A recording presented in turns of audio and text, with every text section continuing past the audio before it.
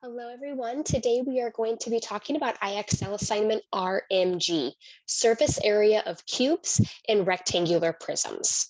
So first off, let's go over our formulas. If we have a cube, remember a cube is a three-dimensional square. And to help us understand our formula, which is 6 times A, so 6 times the area of a square. The reason this formula works is because when we take our cube, our three-dimensional shape here, and we unfold it, we show the net. That would be this right here. If we look at the net, the unfolded version of our cube, we have 1, 2, 3, 4, 5, 6 squares. So to find the total surface area, so the area of our surface, the area of our outside, there are 6 squares. So we're going to multiply by 6, and then its area. So we're multiplying 6 times the area of each square. And just in case you don't remember to find the area of a square, you multiply the length times the width. And in the case of a square, the length and the width are identical. That's what makes it a square. Now for rectangular prisms, so a three-dimensional rectangle, this is a little bit different because with a rectangle, the side lengths are not the same as they are with a square. So when we take a rectangular prism and unfold it, we look at our net, there are actually 3 different sizes of rectangles that are created. So we have the top and the bottom, so like our bases, that's in blue. We have our sides, so that's yellow. And then we have our ends, which is in red. Because of this, similar to the cube, we need to find essentially the area of each one and add them all up. But to make it a little bit easier to remember, we have a formula right here because there's 2 of each colored square, 2 red, 2 yellow, 2 blue. So we're going to multiply by 2. And then to find the area of each one, we are multiplying length times width to get the blue one, our bases. Length times height to get the yellow, our sides. And then width times height to get the red, our end. All right, the best way to work with these formulas is to practice, okay? One other quick thing is on this, you are allowed to use a calculator. So if the numbers are small, I always encourage you to do the math in your head. But if you get some larger numbers, because with area, that is very possible to quickly do, you do have permission to use a calculator on this assignment. All right, let's switch on over to IXL. All right, here we are on our IXL assignment. For this first example, we want to find the surface area of this shape. The very first thing is we need to identify whether it's a cube or a rectangle prism, because we're going to see both. Well, this is a rectangle prism. The sides are not all the same, meaning it's a rectangle. Let's write down our formula. If you don't already have these formulas written down or a screenshot of them, make sure you get one, okay? So the surface area of a rectangle is equal to 2 times the quantity of the length times the width, plus the length times the height, plus the width times the height. Now, second step is to label our different sides. I always like to start with labeling the height first to make sure I don't mix that up with anything else, because the height is how tall it is.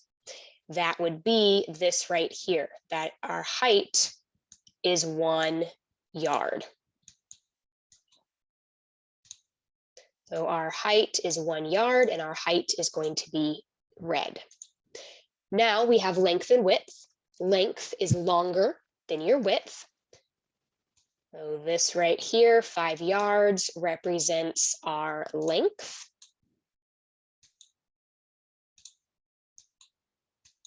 And last but not least, we have our width down here of 2 yards.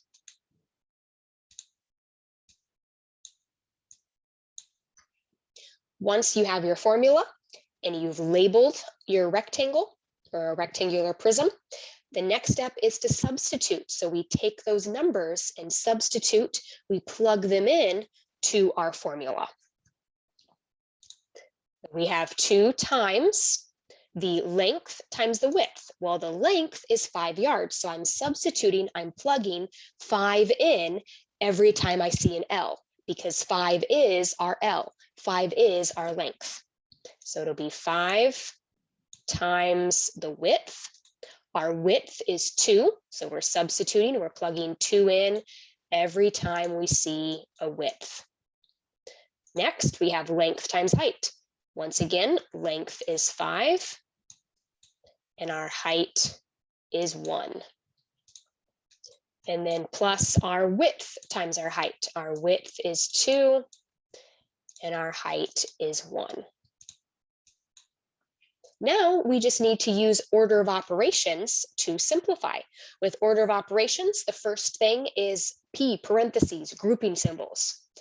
I definitely have that. I have a big set of parentheses that's being used as a group to group all of that in the inside. So that's where I need to start.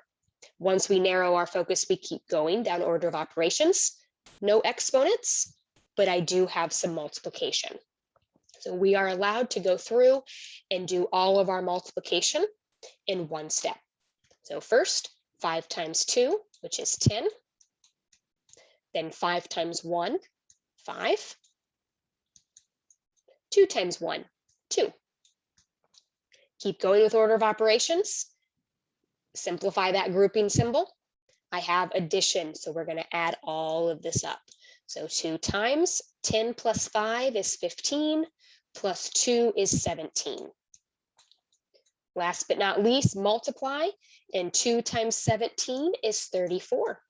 That means the surface area of this rectangle or rectangular prism is 34 square yards. Because remember, whenever you do area or even surface area, your label is squared. So another way you could write that would be yards squared.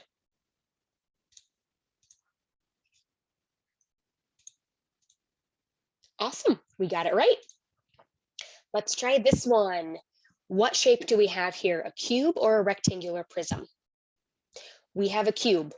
1, it looks like a cube, but 2, notice that they did label all of the sides for us, and we can see all of the sides are the same. That verifies that it is a cube. Our formula for the surface area of a cube is surface area is equal to 6 times the area of the square.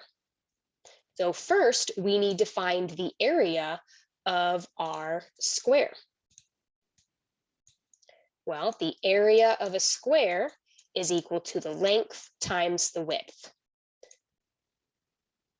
In a cube, it's all the same, so length times width. That means we're going to be multiplying 3 times 3, which is 9. So 9 is the area of one square, but surface area is total, and we have 6 total squares. So surface area is equal to 6, because there are 6 sides, times the area of one square, which is 9. And what would be 6 times 9? 54. So the surface area of this cube is 54 feet squared. There we go. Let's jump up a level, okay? Because this one looks pretty similar to that first problem we did. Here we go. What shape do we have? A rectangular prism or a cube? We have a rectangular prism, meaning our formula for surface area is 2 times length times width plus length times height plus width times height. Second step is we need to label all of our parts because this is not a cube, they're not the same. First off, I like to label that height so I don't accidentally mix it up. Height is how tall it is. Right here, we have a height of 5 centimeters. So our height is 5 centimeters. How about our length? Our length is 6 centimeters. Oops. Erasing a bit too much on some of these today, aren't I? And then last but not least, our width is 2 centimeters.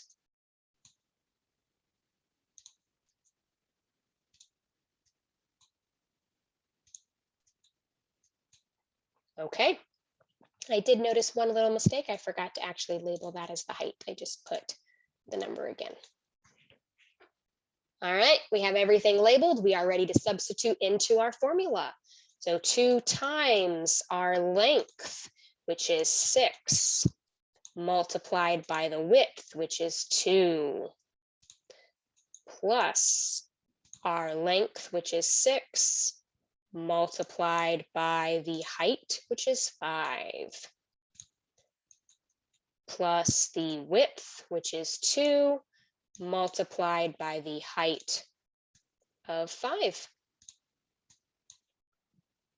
Follow that order of operations. P for parentheses, otherwise known as grouping symbols. We do have a big old group here. We are going to follow order of operations and simplify that first. And we will be multiplying our numbers. 6 times 2 is 12.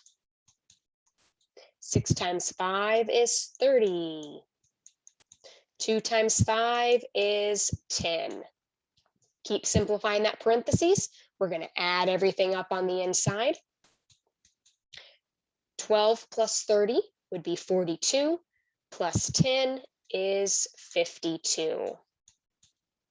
52 times 2 is 104 square centimeters. So the surface area of this rectangle is 104.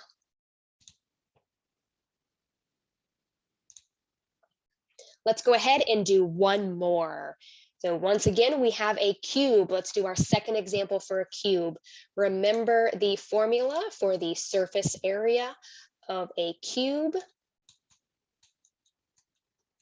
is 6 times the area of an individual square.